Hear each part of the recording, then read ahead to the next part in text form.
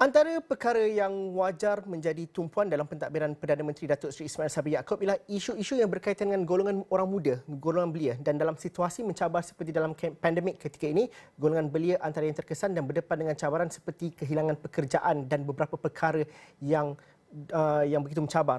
Dengan 100 hari yang ditetapkan oleh Perdana Menteri untuk membuktikan pencapaian awal, apa reformasi segera yang perlu dilaksanakan kerajaan dalam memperkasakan belia daripada pelbagai aspek, terutamanya meningkatkan penyertaan golongan itu dalam membangunkan ekonomi negara yang terkesan akibat pandemik. Bersama saya ketika ini ialah pengasas bersama Arus Anak Muda, Nabil Halimi. Nabil, Assalamualaikum, selamat petang. Terima kasih kerana bersama dengan kami.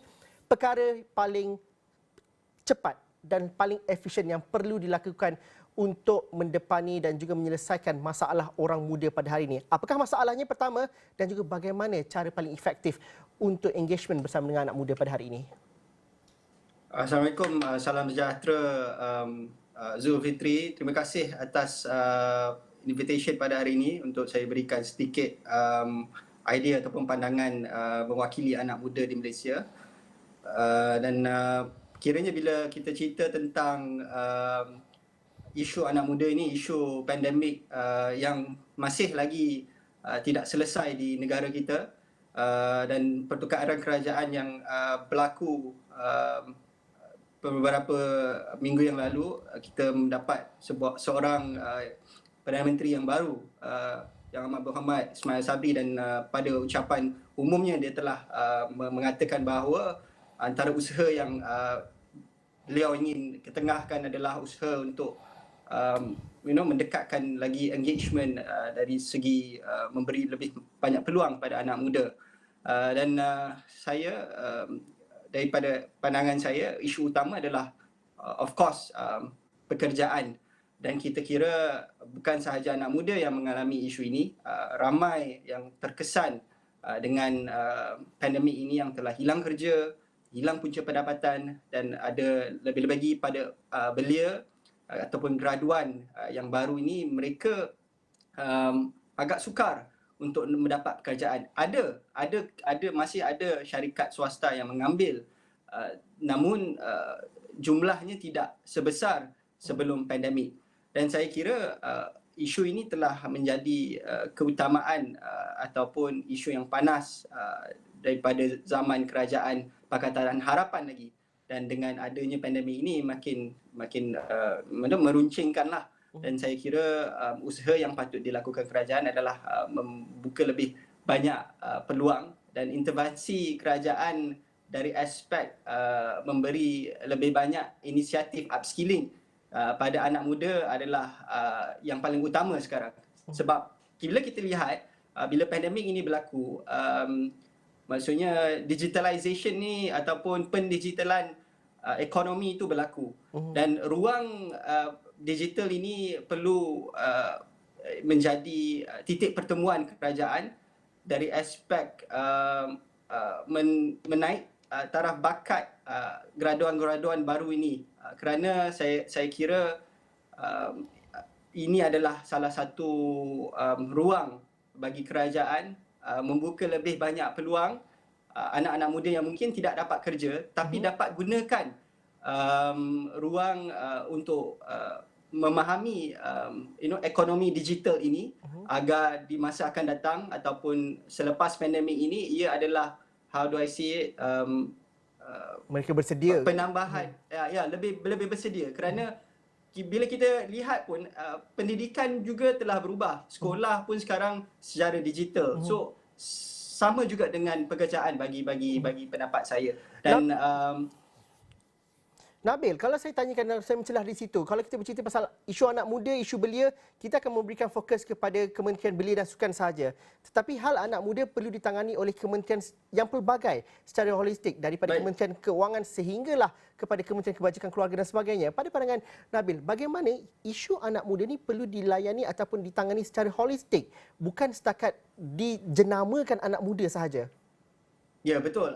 Saya setuju dengan pendapat Zulfitri, di mana semua kementerian perlu memainkan peranan. Tidak kiralah Kementerian Keuangan, Kementerian Hal Ehwal Sumber Manusia, Kementerian Belia, mereka perlu mempunyai pelan ataupun dasar yang yang konstruktif, yang progresif, yang lebih fokus. Kerana kalau kita tukar kepimpinan, setiap kali kita tukar kepimpinan, kita ada dasar yang baru. Ini telah somehow membantutkanlah proses membantu belia ini, sebab setiap kerajaan ataupun setiap pemimpin yang memudi kerajaan Malaysia ini, mereka mempunyai agenda mereka tersendiri ataupun their end goal. Tapi sebenarnya yang utama adalah kita perlu ada dasar yang lebih fokus, sebab apa yang saya lihat sebelum ni kerajaan Perikatan Nasional mempunyai dasar yang berbeza, dan saya pasti dalam beberapa minggu yang akan datang akan ada dasar yang berbeza untuk belia di Malaysia ini. Kerana I think it's a waste of time untuk kita change dasar, mengubah dasar, dan akhirnya yang merana adalah belia. So pada hemat saya, kerajaan perlu fokus, beri fokus itu terhadap upskilling and reskilling program untuk anak-anak muda Malaysia dari aspek pendigitalan ekonomi. Kerana saya lihat ini adalah ruang yang terbaik bagi kerajaan untuk mengemudi, memberi peluang pada anak-anak muda yang terkesan ini. Nabil, saya ada masa lebih kurang 2 minit lebih kurang. Tapi Nabil, bagaimana untuk menterjemahkan itu sekiranya anak muda tidak dilibatkan dalam politik? Bagaimana pentingnya dalam Malaysia pada ketika ini dan pada waktu ini anak muda perlu mendominasi dalam hal-hal politik?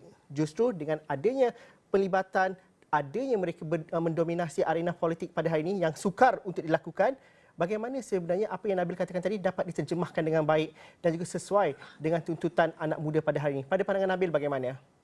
Sebelum berlakunya pertukaran Perdana Menteri sebelum ini, I think yang berhormat Muhyiddin Yassin telah cuba mengadakan CSA bersama pembangkang, dan saya kira dalam CSA tersebut adalah untuk menjalankan undi 18, melaksanakan undi 18. Saya kira langkah pertama ataupun langkah awal adalah untuk melaksanakan undi 18 bagi ruang untuk anak muda melibatkan diri dalam masa terdekat lagi untuk PRU 15 ini. Dan saya kira penglibatan anak muda ini adalah perlu kerana 60% yang akan mengundi di PRU 15 nanti adalah tergolong daripada golongan belia. Dan maksudnya 60% belia akan menentukan masa depan kerajaan yang akan datang, dan penglibatan mereka ini perlu dengan pelaksanaan undi 18. Dan saya kira pelaksanaan ini akan beri gambaran baru ataupun wadah baru bagi anak muda untuk melibatkan diri dalam politik dan memahami sistem demokrasi Malaysia. Dan sistem demokrasi juga perlu bersedia dengan tuntutan dan juga dinamik yang akan dibawa oleh anak muda. Terima kasih Nabil. Benar. Kerana sudi bersama kami dalam Buletin Awani pada petang ini. Itu tadi Nabil Halimi merupakan pengasas bersama Arus Anak Muda.